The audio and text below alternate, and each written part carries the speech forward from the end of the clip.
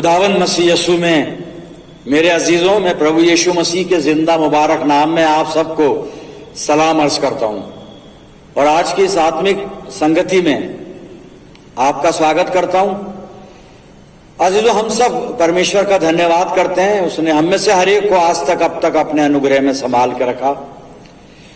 मैं आप सब के लिए निरंतर प्रार्थना करता हूं और आपके अलावा भी मैं बहुत लोगों के लिए, सबके लिए दुआ करता हूं। जितने लोग गमगीन हैं, बीमार हैं, परेशान हैं या जिनके अजीज उनसे बिछड़ गए, सबके लिए दुआ करता हूं मैं।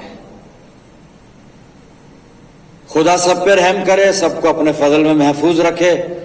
और मैं ये प्रार्थना करता हूं कि खुदा बाप ने जो बरकत, जो खुशी मुझे अता की है, सबको दे। और मैं आप सबका भी धन्यवाद करता हूं कि आप भी मेरे लिए प्रार्थना करते हैं। आप मेरे वेलविशर हैं, परमेश्वर आपको आशीष दे। अजीजों, आज के दिन के लिए खुदावंद के हम बड़े शुक्रगुजार हैं। आज जो कलाम का हिस्सा है, बड़ा नाजुक मामला है आज जो बातचीत करने जा रहे हैं। और आप अपनी बाइबल में श्रेष्ठ गीत की पुस्तक को खोल लीजिए। 4 अध्याय और 12 से 15 मैं आपके सामने पढ़ूंगा। आप अपनी बाइबल में देखिएगा। Song of Solomon chapter 4 and versus 12 to 15, श्रेष्ठ गीत। मैं उर्दू की बाइबल इस्तेमाल करता हूं, मैं आपके लिए हिंदी में भी पढ़ दूंगा और इंग्लिश का तर्जुमा भी उसमें मैं जोड़ूंगा जरूर। लेकिन पहले मैं मेरी बाइबल जो उर्दू की इस्तेमाल करता हूं उसमें से मैं पढ़ रहा हूं। श्रेष्ठ गीत यानी गजल गजलात, सॉन्ग ऑफ सोलोमन, 4 अध्याय 12 से 15 पद सुनिएगा। मेरी प्यारी, मेरी जोजा एक मुकफल बागचा है, वो महफूज सोता और सरबमोहर चश्मा है। तेरे बाग के पौधे लजीज और मेवेदार अनार हैं, मेहंदी और सुंबल भी हैं, जटामासी और जाफरान, बेद मुश्क और दारचीनी और लुबान के तमाम दरख्त, मुर और ऊद और हर तरह की खास खुशबू। तो बागों में एक मंबा, आबे हयात का चश्मा और लुबनान का झरना है। मैं इसको हिंदी में भी पढ़ूंगा, लेकिन आइए पहले अपने आप को तैयार करें वचन को सुनने के लिए और दुआ मांगें। खुदावन मसीह यीशु में हमारे प्यारे आसमानी बाप, ये वक्त है तेरे जिंदा और मुबारक कलाम पर मनन करने का। पिता परमेश्वर, हम में से हर एक को पवित्र आत्मा का मसा अता फरमा कि हम पवित्र आत्मा की अगुवाई में होकर तेरे जिंदा और मुबारक कलाम को सुन पाएं, समझ पाएं, अपनी जिंदगियों में इसको जज्ब करें। और खुदा बाप तौफीक देना कि इसको हम अमली जामा पहनाएं, इसको अपनी जिंदगियों में प्रैक्टिकल शेप दे सकें। प्यारे आसमानी बाप, जब तक हम तेरी संगति में हैं, तेरे और हमारे बीच में कोई तीसरा आने ना पाए। दुआ करते हैं प्रभु जी, हमारे चारों तरफ अपने पाक फरिश्तों की सेना का बाड़ा बांधना कि शैतान हमें किसी भी तरह से तेरी रिफाकत से जुदा ना कर सके। प्यारे खुदावंद, अपनी जिंदगियों को तेरे कदमों पे रखते हैं, अपने आप को हर तरह से तेरे इख्तियार में देते हैं। वचन के द्वारा हमसे बात कर प्रभु, और जब हम तेरे कदमों पर से उठकर अपने अपने घरों को जाएंगे, इस कलाम को सुनकर, इस वचन के द्वारा प्रभु हमें आत्मिक आशीषों से सैर करके, आसूदा करके यहां से लेकर जाना और हमारी जिंदगियों को अपने जलाल के लिए इस्तेमाल फरमाना। सब कुछ तेरे हवाले करते हैं पिता, और ये दुआ तेरे प्यारे इकलौते बेटे, अपने नजात देने वाले खुदावंद यीशु मसीह के जिंदा और मुबारक नाम के वसीले से मांगते हैं। सुन और कबूल कर ले, आमीन।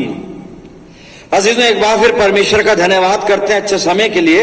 और आज जो कलाम का हिस्सा खुदा बाप ने मुझे दिया है, अभी मैंने पढ़ा था उर्दू की बाइबल में से, मैं हिंदी में से आपके लिए पढ़ना चाहूंगा ताकि सब उसको समझ लें। श्रेष्ठ गीत 4 अध्याय और 12 से 15 पद आप सुनिएगा हिंदी वर्जन में क्या लिखा है। मेरी बहन, मेरी दुल्हन, किवाड़ लगी हुई बारी के समान, किवाड़ बंद किया हुआ सोता और छाप लगाया हुआ झरना है। तेरे अंकुर उत्तम फल वाली अनार की बारी के तुल्य हैं, जिसमें मेहंदी और जटामासी और केसर, लोबान के सब भांति के पेड़, मुश्क और दालचीनी, गंधरस, अगर आदि सब मुख्य सुगंध द्रव्य होते हैं।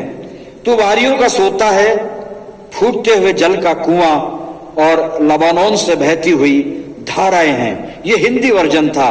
मैंने उर्दू में जो आपके सामने पढ़ा था उसको मैं आसान करके भी आपको समझा दूंगा। तो ये श्रेष्ठ गीत 4 अध्याय 12 से 15 अभी पढ़े। अब मैं 4 अध्याय का 12वां पद केवल पढ़ूंगा और इस 12वें पद पर बातचीत करेंगे।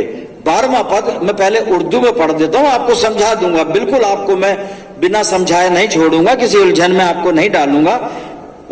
श्रेष्ठ गीत सॉन्ग ऑफ सोलोमन, उर्दू में है गजल गजलात, 4था अध्याय और 12 पद, 12वीं आयत, इसी पे बातचीत करेंगे। पहले आप उर्दू में सुनिएगा, बड़ा खूबसूरत है, को समझा भी दूंगा।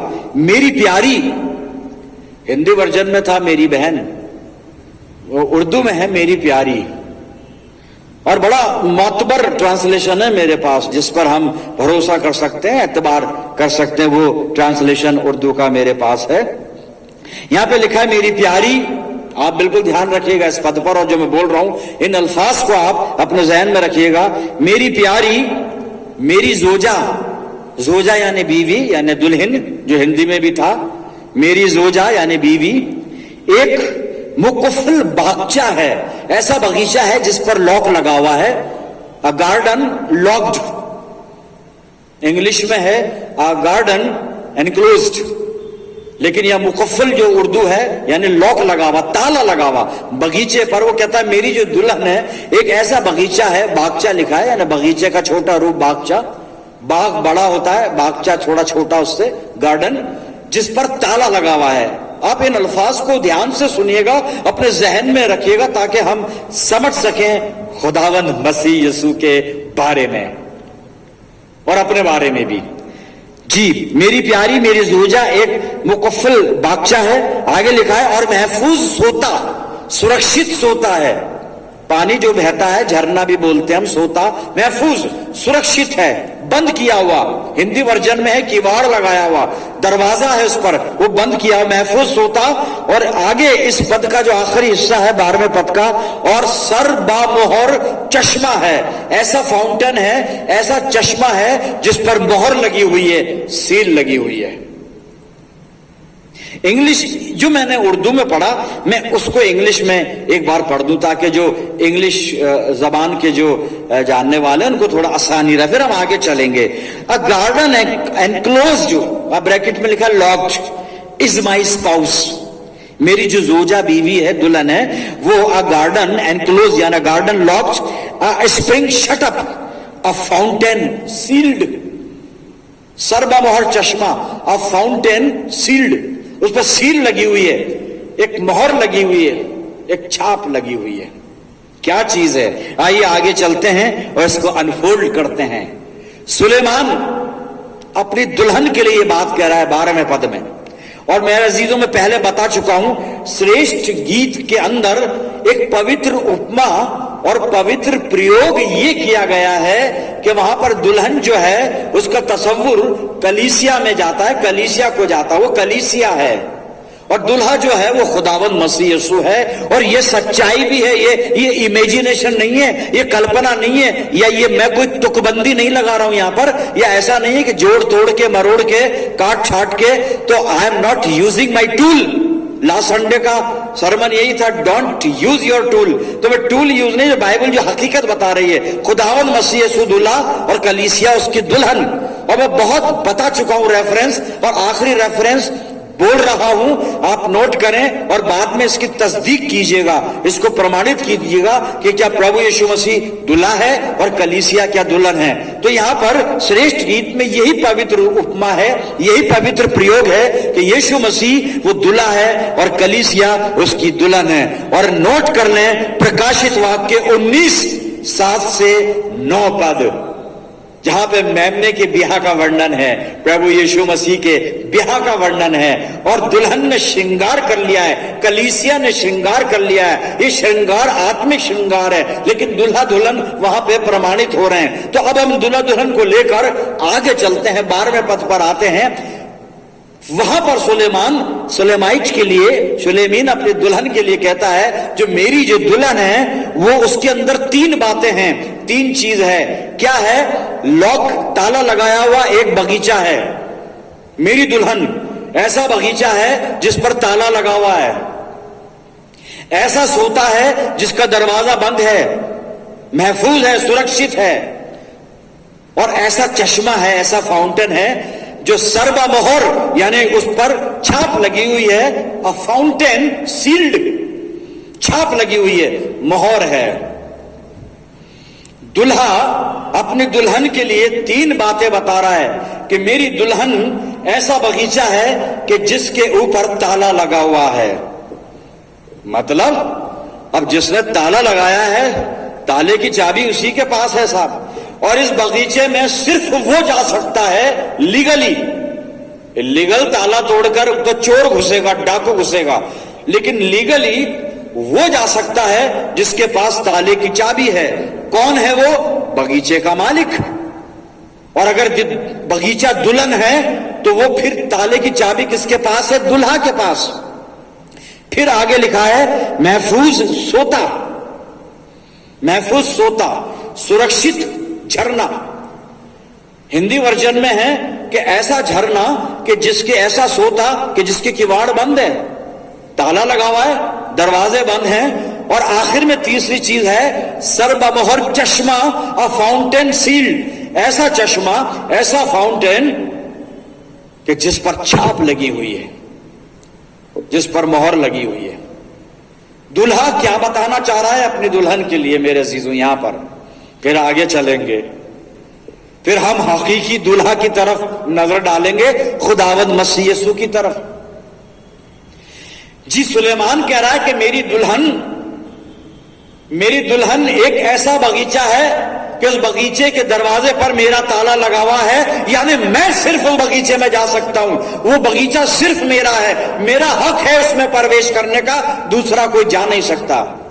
फिर महफूज सोता, सुरक्षित सोता अगर वो है, स्प्रिंग अगर वो ऐसा है, जिसका मतलब भी वही है कि दरवाजा बंद है, अब दरवाजे में वही जा सकता है जो मालिक है, यानी दूल्हा।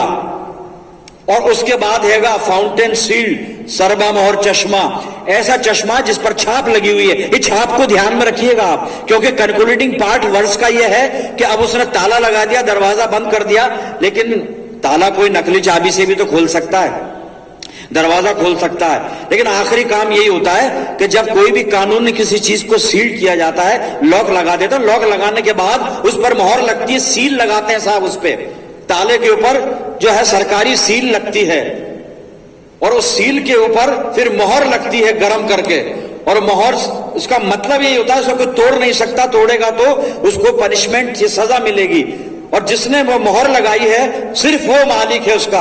यानी यहां पर कहने का मतलब ये है मेरे अजीजों कि दूल्हा कह रहा है कि दुल्हन के ऊपर सिर्फ मेरा अधिकार है, मेरी दुल्हन मेरी है, क्योंकि उस दुल्हन पर मैंने हर तरह से पाबंदी लगा रखी है, कोई उसके अंदर जा नहीं सकता, कोई उसका इस्तेमाल कर नहीं सकता, दरवाजा बंद है, दूल्हे ने ताला लगा दिया है, ताले की चाबी दूल्हा के पास है, भाई मालिक के पास ही तो चाबी होती है, दूसरा कैसे उस ताले को खोल लेगा? वो तो चोर कहलाएगा। तो दुल्हन वो बगीचा है जिसके अंदर सिर्फ दूल्हा जा सकता है, क्योंकि दूल्हे का हक है। फिर महफूज सोता, वो झरना जो सुरक्षित है, वहां भी दरवाजा बंद है। हिंदी वर्जन में लिखा है किवाड़ लगे हुए हैं, दरवाजा लगा हुआ है। अब दरवाजा दूल्हा ही खोलेगा, दूसरा नहीं खोलेगा, क्योंकि लॉक है। और लॉक के अलावा दरवाजा बंद है, किवाड़ बंद है, डोर बंद है, क्लोज। उसके अलावा आखिरी चीज यह है सर्बा मोहर, उसमें मोहर लगी हुई है, छाप लगी हुई है। अब तो कुछ हो ही नहीं सकता। ये छाप जिसकी है वो सिर्फ उस बगीचे का इस्तेमाल करेगा, उस सोते का इस्तेमाल करेगा, उस झरने का इस्तेमाल करेगा, चश्मे का इस्तेमाल करेगा, फाउंटेन का इस्तेमाल करेगा। मेरे अजीजों, दुल्हन जो है पूरी तरह से सिर्फ दुल्हा की है। उस दुल्हन पर किसी और का इख्तियार नहीं है, किसी और का हक नहीं है। मेरे अजीजों, चश्मा पानी का चश्मा है, फाउंटेन है, पानी बह रहा है, बगीचे में से बह रहा है, साफ शफाफ पानी है, वो पानी पिया जाता है, उस पर मोहर लगा दी गई है। ये मोहर का ख्याल कैसे आया सुलेमान के दिमाग में? साहब ये राजाओं के ये स्टाइल है, पुराने जमाने का इतिहास हम पढ़ते हैं तो राजा जिस चश्मे का पानी पीते थे उस चश्मे पर मोहर लगाई जाती थी, सरकारी मोहर लगती थी, इसलिए कि उस चश्मे के पानी तक कोई दूसरा ना पहुंचे। क्यों? कि राजा का कोई दुश्मन उस चश्मे के पानी में जहर ना डाल दे, पॉइजन ना मिला दे, राजा को मार ना दे, तो उस पानी तक कोई पहुंच नहीं सकता। राजा के पर्सनल गार्डन में कोई जा नहीं सकता कि वहां पर राजा को कोई नुकसान ना हो, क्योंकि उस गार्डन पर, उस बगीचे पर, उस पानी पर, उस सोते पर, कुछ भी कह लीजिए, मैंने सब कुछ अभी आपको व्याख्या की है, समझाया, एक्सप्लेन किया है, टोटली अनफोल्ड कर दिया। सिर्फ राजा का इख्तियार है। राजा कौन है? दुल्हा है। कहता है मेरी दुल्हन जो है वो ऐसा बगीचा है जिस पे ताला लगा हुआ है, ऐसा झरना है जो महफूज है, दरवाजा बंद है, और ऐसा चश्मा है जिस पर छाप लगी हुई है, मोहर लगी हुई है। मेरे अजीजों, दुल्हा कहता है कि दुल्हन के ऊपर सिर्फ मेरा अधिकार है, सिर्फ मेरा इख्तियार है। मेरी दुल्हन की जिंदगी में अगर कोई है तो सिर्फ उसका दूल्हा है। दुल्हन कलीसिया है और दूल्हा खुदावंद मसीह यीशु है। इस कलीसिया की जिंदगी में अगर कोई है तो सिर्फ प्रभु यीशु मसीह है। मेरे अजीजों, मेरी और आपकी जिंदगी पर सिर्फ खुदावंद मसीह यीशु का अधिकार है। मेरे अजीजों, कोई दूसरा हम पर अधिकार जता नहीं सकता, कर नहीं सकता। मेरे अजीजों, जिसका मतलब यह है कि जो यीशु मसीह के जो विश्वासी हैं, यीशु मसीह दूल्हा, हम विश्वासी, हम बिलीवर, यीशु मसीह के फॉलोवर, अनुयायी, हम दुल्हन हैं, और ये दुल्हन के ऊपर सिर्फ दूल्हे का अधिकार है। यानी मेरी जिंदगी पर सिर्फ खुदावंद मसीह यीशु का अधिकार है। मेरे अजीजों, दुनिया का मेरे ऊपर अधिकार नहीं है, किसी दुनियावी बात का मेरे ऊपर अधिकार नहीं है, किसी दुनियावी ख्याल का, संसारिक विचार का मेरे ऊपर अधिकार नहीं है। मेरे अजीजों, किसी व्यक्ति का मेरे ऊपर अधिकार नहीं है, किसी का अधिकार मेरे ऊपर नहीं है। सिर्फ मेरे पर अधिकार है मेरे यीशु मसीह का है। मेरे अजीजों, मेरे प्रभु मेरा दूल्हा है, और दूल्हा कह रहा है कि मेरी दुल्हन सरबा मोहर चश्मा, इस दुल्हन पर छाप लगी है। अभी मैं बताऊंगा, छाप हम पर भी लगी है, हम पर भी छाप लगी है। दरवाजे हमारे भी बंद किए गए हैं, हमें भी महफूज किया गया है प्रभु यीशु मसीह के लहू में। दरवाजा बंद, महफूज, सुरक्षित, ताला लगा है, सब कुछ है। आखिरी काम, मोहर लगी है, छाप लगी है। हम वो फाउंटेन है विच इज सील्ड। आखिरी काम तो वही है ना, वर्ष के ऊपर सब कुछ करके, दरवाजे बंद करके, ताला लगा के, अब साहब ताले पे मोहर लग गई, काम कंप्लीट। अब ये मोहर टूटेगी तभी ताला खोलेगा, ताला खोलेगा तभी दरवाजा खोलेगा, और दरवाजा खोलेगा तभी दूल्हा दुल्हन के पास जाएगा। कहने का मतलब, इस दुल्हन पर सिर्फ अधिकार है तो दूल्हे का है, दूसरा छू भी नहीं सकता। यानी मेरा जो जीवन है वो कंप्लीटली प्रभु यीशु मसीह का है। मेरे अजीजों, किसी का मुझ पर कोई अधिकार नहीं है। मेरे अपने परिवार के लोग, मेरी कलीसिया के लोग, मेरे समाज के लोग, इनका अधिकार होगा, लेकिन वो अधिकार बात का है, प्रायोरिटी प्रभु यीशु मसीह की। पहला हक मेरे खुदावंद मसीह यीशु का है। मेरी जो जिंदगी है वो सिर्फ प्रभु यीशु मसीह के लिए है। मेरे जीवन पर किसी और चीज का हक नहीं है, हो भी नहीं सकता और होना भी नहीं चाहिए। पर होता क्या है, हम बहक जाते हैं और अपनी जिंदगी पर हम सबको हक दे देते हैं, और इस सब में शैतान भी है। शैतान को भी हक दे देते हैं। क्या शैतान तो हमारी जिंदगी का इस्तेमाल कर ले, और हम भटक जाते हैं और फिर गुनाह में पड़ जाते हैं। मेरे अजीजों, फिर गुनाह की मजदूरी मौत, एंड ये होता है। हम पर टटोले अपनी जिंदगियों को किसका अधिकार है? भाई हम सरबा मोहर चश्मा है, फाउंटेन सील्ड इंग्लिश में जो आया है, ऐसा चश्मा जिसके ऊपर मोहर लगी हुई है। अजी हम पर भी मोहर है साहब, यही तो बताना चाह रहा हूं मैं, इसीलिए मैं इस वर्ष को लेकर आया हूं बाइबल में से। मोहर हम पर भी है, और इसीलिए मोहर है हम पर कि हम सिर्फ अपने दुल्हा को बिलोंग करते हैं। हमारे ऊपर हक सिर्फ हमारे दुल्हा का है। हमारी जिंदगी पर केवल अधिकार हमारे प्रभु यीशु मसीह का है साहब। अगर आपने अपने जीवन पर किसी और को अधिकार दे रखा है, आप यीशु मसीह के नहीं हो सकते, मैं यीशु मसीह का नहीं हो सकता साहब, क्योंकि ये वो दुल्हन है, कलीसिया वो दुल्हन है, या कलीसिया का अगर मैं यूनिट हूं, इकाई हूं, तो मैं वो दुल्हन हूं कि मेरे बगीचे पर सिर्फ प्रभु यीशु मसीह का अधिकार है, इस सोते पर, इस फाउंटेन पर सिर्फ यीशु मसीह का अधिकार है,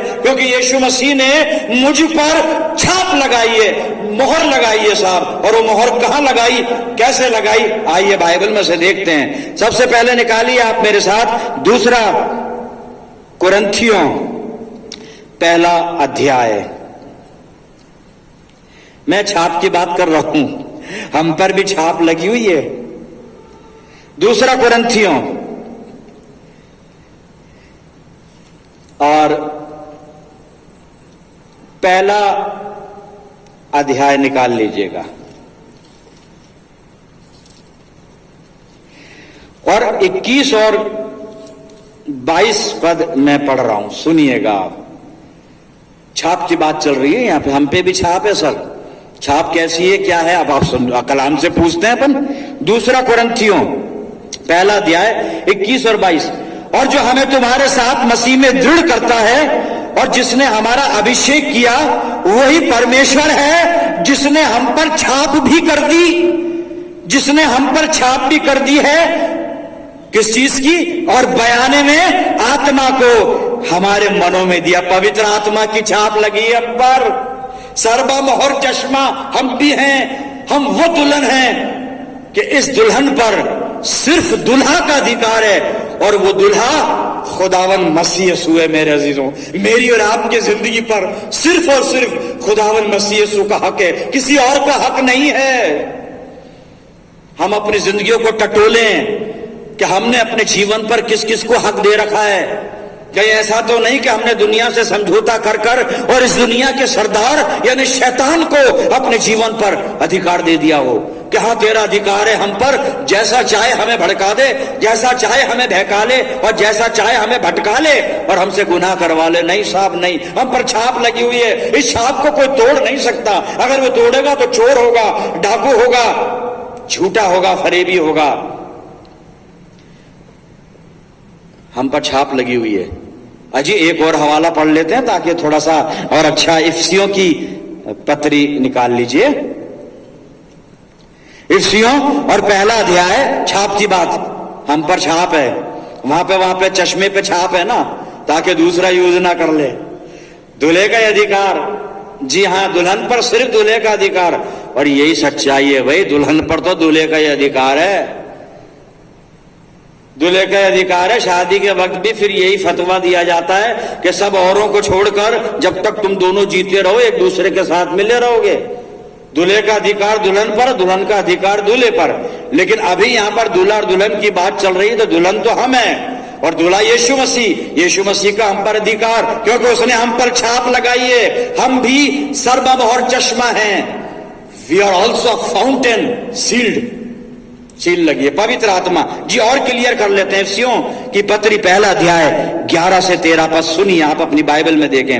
उसी में जिसमें हम भी उसी की मनसा से जो अपनी इच्छा के मत के अनुसार सब कुछ करता है पहले से ठहराए जाकर मीरास बने, कि हम जिन्होंने पहले से मसीह पर आशा रखी थी उसकी महिमा की स्तुति के कारण हो, हम उसकी महिमा का कारण बने, उसकी महिमा की स्तुति का कारण बने। और 13वां पद कहता है, और उसी में तुम पर भी जब तुमने सत्य का वचन सुना जो तुम्हारे उद्धार का सुसमाचार है और जिस पर तुमने विश्वास किया, प्रतिज्ञा किए हुए पवित्र आत्मा की छाप लगी। पवित्र आत्मा की छाप लगी, पवित्र आत्मा की छाप लगी। जी हां मेरे अजीजों, हम वो चश्मा है जिस पर मोहर लगी हुई है, छाप लगी हुई है। और ये छाप किसकी है? पवित्र आत्मा की है। मेरे अजीजों, टटोलिए अपने आप को, आपके जीवन पर किसका हक है आज? आप किसके साथ चलते हैं? किसकी बात सुनते हैं? किसकी सलाह मानते हैं? क्या यीशु मसीह की, या फिर दुनिया की, या दुनिया के लोगों की, या फिर दुनिया के सरदार की, शैतान की? क्या हालत है? छाप लगी है आप पर, मुझ पर पवित्र आत्मा की छाप लगी है। और अगर हम किसी को भी कह देते हैं हाँ इस छाप को तोड़ ताड़ दे और हमारा इस्तेमाल कर ले, तो देखिए फिर बाइबल वार्न कर रही है साहब, इस छाप पर प्रभु यीशु मसीह का अधिकार है, इसे कोई छू नहीं सकता। और यीशु मसीह का हमारी जिंदगियों पर अधिकार है, हम किसी और के हो नहीं सकते, अपने आप को किसी और का होने भी नहीं दे सकते। हम तो यीशु मसीह के हैं ना, हम अपने नहीं हैं, अपने नहीं हैं, हम यीशु मसीह के प्रियजनों, हम यीशु मसीह के हैं। कैसे? पहला कुरिन्थियों खोल लीजिए, कुरिन्थियों की पहली पत्री और 3 अध्याय 21 और 23 पर 21 से 23 पद पढ़ रहा हूं, सुनिएगा, बड़ी खूबसूरत बात। क्या मसीह के हैं भी कि नहीं? पादरी साहब ऐसे ही बोले जा रहे हो अपनी मर्जी से। जी नहीं, मैं नहीं बोल रहा हूं साहब, मैं नहीं बोल रहा हूं, कलाम बोल रहा है। यहां सिर्फ कलाम बोलता है, यहां कोई प्रचारक नहीं है, कोई पादरी नहीं है, कोई प्रीस्ट नहीं है, कोई FW फिलिप, कुछ नहीं है, nothing, nothing, only Jesus Christ. और ध्यान न करना, हम ओनली जीसस वाले भी नहीं है, ये मत समझ लेना कि पादरी साहब, नहीं नहीं, लेकिन खुदावंद मसीह यीशु ही तो है सब कुछ। अब तो बाप ने सारा इख्तियार भी बेटे को दे दिया ना, करे क्या, करे क्या हम। और यीशु मसीह ने समझा दिया, जिसने मुझे देखा उसने बाप को देखा, और बिना मेरे वसीले के कोई बाप के पास जा भी नहीं सकता। तब तो यीशु मसीह है बस, सब कुछ वही है। सारी सृष्टि वहीं आ गई है, पूरी कायनात वहीं आ गई है। जी सुनिए, पहला कुरिन्थियों 3 और 21 से 23 में पढ़ रहा हूं। इसलिए मनुष्यों पर कोई घमंड ना करे, क्योंकि सब कुछ तुम्हारा है। क्या पौलुस, क्या अपुल्लोस, क्या कैफा, क्या जगत, क्या जीवन, क्या मरण, क्या वर्तमान, क्या भविष्य, सब कुछ तुम्हारा है, सब कुछ तुम्हारा है, सब कुछ तुम्हारा है। और 23 पद में लिखा है, और तुम मसीह के हो, तुम यीशु मसीह के हो, तुम खुदावंद मसीह यीशु के हो, और मसीह परमेश्वर का है। हम यीशु मसीह के हैं, यीशु मसीह हमारा दुल्हा, इसी ने मोहर लगाई है पवित्र आत्मा की हम पर। पवित्र आत्मा की मोहर को साहब खराब मत होने देना, खराब मत होने देना, किसी और के मत हो जाना। वफादार सिर्फ खुदावंद मसीह यीशु है बस। जी मोहर को अगर आपने खराब होने दिया, एक वार्निंग सुन लीजिए बाइबल में से, इफिसियों की पत्री निकाल लीजिए और 4 अध्याय, इफिसियों 4 और मैं 30 पद पढ़ रहा हूं। ये छाप जो लगी है ना पवित्र आत्मा की, हमारे ऊपर पवित्र आत्मा की छाप, क्योंकि हम वो सर्वमोहर चश्मा है, सील्ड फाउंटेन है, जिस पर अधिकार यीशु मसीह का है। तो इस छाप को खराब मत होने देना। वार्निंग यहां पे सुनिए। इफिसियों 4:30, परमेश्वर के पवित्र आत्मा को शोकित मत करो, सजा मिलेगी। समय नहीं है कि सजाएं गिनाऊं मैं, और मिलेगी क्या, वो तो यही हिसाब किताब हो जाता है। यही साहब जिंदगी खुद ही गुनाहों की सजा देती है।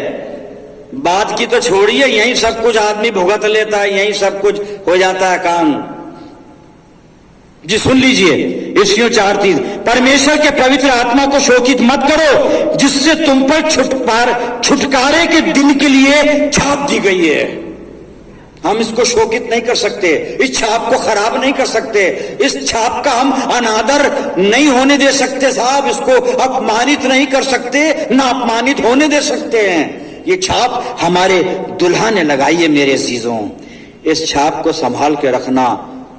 मेरी दुल्हन वो बगीचा है, दूल्हा कह रहा है जिस पर मेरा अधिकार है। मेरी दुल्हन वो सोता है, दूल्हा कह रहा है जिस पर मेरा अधिकार है। दूल्हा कहता है मेरी दुल्हन वो चश्मा है जिस पर छाप लगी है, जिस पर मोहर लगी है, सील लगी है, और इस दुल्हन पर सिर्फ मेरा अधिकार है। मेरे अजीजों, मेरी जिंदगी पर, आपकी जिंदगी पर सिर्फ प्रभु यीशु मसीह का अधिकार है, किसी और का अधिकार नहीं है। अपने जीवन को देखिए, झांकिए अपनी जिंदगी में। आपने अपनी जिंदगी पर किस किस को हक दे रखे हैं साहब? आपकी जिंदगी पर तो सिर्फ खुदावंद मसीह यीशु का हक है। वो दूल्हा है, और दुल्हन तो सिर्फ दूल्हे की होती है, बाकी तो सारी बातें बाद में हैं, सारी बातें बाद में। आप टटोलें अपने जीवन को। आप कैसी दुल्हन है प्रभु यीशु मसीह की? वफादार दुल्हन है या फिर दुल्हन नहीं होकर कुछ और है? मैं कुछ और को यहां पे तशरीह नहीं करना चाहता। मैं दुल्हन तो सिर्फ एक ही दुल्हा की होती है, और जिसके कई दुल्हा हो वो फिर दुल्हन नहीं होती, कुछ और होती है जो मैं नहीं बोलूंगा यहां से। तो अब करना क्या है दुल्हन को, वो भी सुन लीजिए। सब समझ गए हम? दूल्हा यीशु मसीह, हम उसकी दुल्हन, और इस दुल्हन पर सिर्फ दूल्हे का हक है। लेकिन दूल्हा चाहता है कि दुल्हन कुछ करे। कलाम कहता है कि दुल्हन को कुछ तो करना पड़ेगा ना, ताकि उसके दुल्हन को, उसके दूल्हा को, दुल्हन को कुछ करना पड़ेगा कि उसके दूल्हा को महिमा मिले, उसके दूल्हा का नाम रोशन हो, उसके दूल्हा का नाम जो है वो महिमा पाए, यानी प्रभु यीशु मसीह का नाम महिमा पाए। तो करना क्या है? बस आखिरी हवाला, और फिर कंक्लूड करते हैं। और फिर आप बाद में अपनी जिंदगी को देखें, जांचें, परखें, टटोलें। आपकी मोहर का क्या चल रहा है? छाप एज इट इज है या छाप बिखर चुकी है? पहचान खत्म हो गई आपकी, और आप बस अब आगे तो क्या मैं उसका बयान करूं। मैं आप अपने दूल्हा के प्रति वफादार हैं या नहीं हैं, या फिर बस वो ऐसा ही चल रहा है जो दुनिया का चलता है? जी, आखिरी हवाला, करना क्या है दुल्हन को? पतरस की पहली पत्री 2 अध्याय और 9वां पद में पढ़ रहा हूं, सुनिए करना क्या है। 9वां पद, पहला पतरस 2 अध्याय 9 पद सुनिए। पर तुम एक चुना हुआ वंश और राज पदधारी याजकों का समाज और पवित्र लोग और परमेश्वर की निज प्रजा हो, इसलिए कि जिसने तुम्हें अंधकार में से अपनी अद्भुत ज्योति में बुलाया है, उसके गुण प्रकट करो। हमें अपने दुल्हा के गुण प्रकट करने हैं, हमें पिता परमेश्वर के गुण प्रकट करने हैं। अच्छा, कुछ लोग कंफ्यूज हो रहे होंगे, पादरी साहब आप एक बात बोल दो, या तो हम परमेश्वर के गुण प्रकट कर दें या फिर प्रभु यीशु मसीह के गुण प्रकट कर दें। अरे भाई, जो परमेश्वर के गुण प्रकट करता है वो प्रभु यीशु मसीह के गुण प्रकट करता है, जो प्रभु यीशु मसीह के गुण प्रकट करता है वो परमेश्वर के गुण प्रकट करता है। दोनों एक ही हैं, पिता और पुत्र को हम अलग नहीं कर सकते। यीशु मसीह कहता है मैं पिता में हूं और पिता मुझ में हूं। इस दुल्हन को चाहिए, मुझ दुल्हन को चाहिए, आप दुल्हन हैं, आपको चाहिए अपने यीशु मसीह, अपने आत्मिक दुल्हा के गुण प्रकट कीजिए। प्रभु यीशु मसीह को महिमा दीजिए। आपके जीवन पर सिर्फ आपके दुल्हा प्रभु यीशु मसीह का हक है, उसका अधिकार है। बेवफा मत हो जाना, टोटल कमिटमेंट। आइए प्रार्थना करते हैं, परमेश्वर से सामर्थ्य मांगते हैं, अगुवाई मांगते हैं, दुआ करें। खुदावंद मसीह यीशु में प्यारे आसमानी बाप, धन्यवाद करते हैं पिता, तूने हमें वो दुल्हन बनाया है कि जिसका दुल्हा संसारिक दुल्हा नहीं है, लेकिन खुदावंद मसीह यीशु है। और खुदावंद मसीह यीशु ने हम पर पवित्र आत्मा की छाप दी है, ताकि इस बारी को, इस सोते को, इस चश्मे को दुश्मन खराब ना कर सके, बिगाड़ ना सके। पिता परमेश्वर, हमें वो वफादारी देना, हमें पवित्र आत्मा की वो सामर्थ देना, हम अपने दुल्हा के प्रति पूर्ण दया से वफादार और निष्ठावान रहें पिता परमेश्वर, और अपने जीवन पर केवल अपने दुल्हा के हक को बरकरार रहने दें। प्रभु जी अपनी जिंदगियां तेरे चरणों पे रखते, प्रार्थना करते हैं पवित्र आत्मा के द्वारा हमारा मार्गदर्शन कर, हमें सामर्थ्य दे कि हम प्रभु यीशु मसीह के प्रति वफादार और स्वामी भक्त होकर अपनी जिंदगियां इस संसार में गुजारे, ताकि पिता परमेश्वर कभी भी हम पवित्र आत्मा को जिसकी छाप हम पर लगी है शोकित ना करें। परम पिता परमेश्वर सब कुछ तेरे अधिकार में देते हैं, अपनी जिंदगियों को तेरे इख्तियार में देते हैं। प्रभु हमारी जिंदगियों से अपना जलाल जाहिर करना। मैं दुआ करता हूं जितने लोग इस प्रार्थना में सम्मिलित हैं, पिता परमेश्वर इन सब के जीवन को तो अपने अधिकार में और अपनी सुरक्षा में हर तरह से महफूज रखना। प्यारे बाप आसमानी, हम सब मिलकर प्रार्थना करते हैं पूरे संसार के लिए। संसार पे जो क्लेश है, जो महामारी है, जो मुसीबतें हैं, खुदावंद मसीह यीशु के नाम से ये सब दूर हो जाएं। बाप आसमानी, सारी बातों में हमें आत्मिक जीवन से परिपूर्ण कर प्रभु जी, और अपनी सेवा के लिए, अपनी महिमा के लिए, अपनी गवाही के लिए हमारी जिंदगियों को इस्तेमाल कर। दयालु पिता, अपना सब कुछ तेरे कदमों पे रखते हैं और ये दुआ तेरे प्यारे और इकलौते बेटे, अपनी जिंदगी देने वाले, हमें जिंदगी देने वाले, हमारी जिंदगियों के मालिक खुदावंद मसीह यीशु के नाम में, जो हमारा उद्धार करता है, जीवन दाता है, मांगते हैं। सुन और कबूल कर ले, आमीन।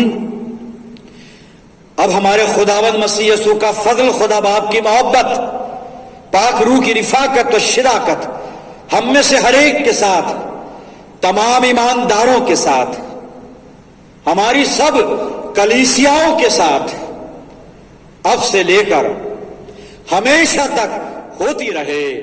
आमीन।